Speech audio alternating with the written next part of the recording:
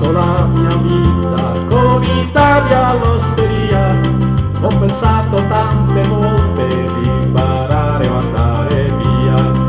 Ho provato a dare un senso al crocifisso con il santo. Ho rubato e bestemmiato, qualche volta ho pure pianto, e già.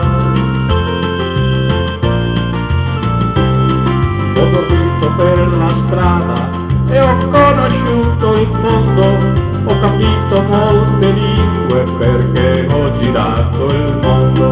Ho preferito star da solo o dalla parte dei perdenti che accettare a tutti i costi di seguire le correnti, e già.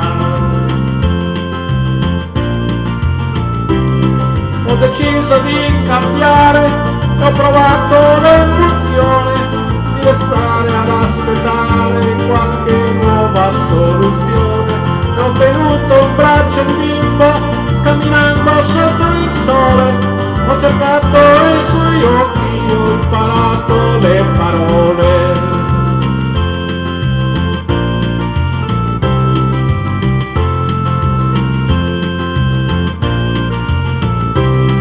Ho pensato a mio padre che andava a lavorare, a mia madre che sorrideva nel vederlo ritornare. Ho innaffiato i fiori rossi che tenevo al davanzale. Ho giocato nel cortile, poi di corsa sulle scale, già.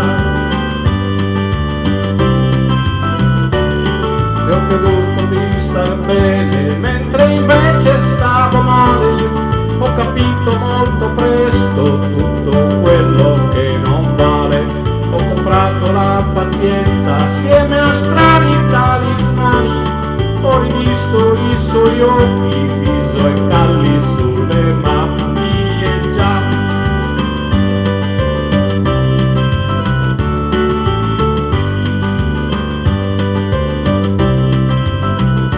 E l'ho visto gridare nelle piazze chi aveva fame e sete. Per risposta li hanno presi come pesci nella rete.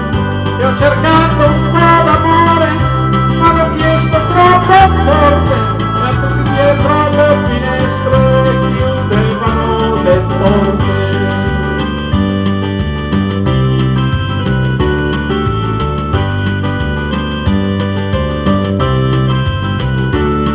Ho cercato la pagata, se la chiamano coerenza, questa cosa ha un prezzo fisso, non potevo farne senza. E preferisco essere vinto contro il muro a torso nudo che cantare la vittoria ben protetto da uno scudo, e già.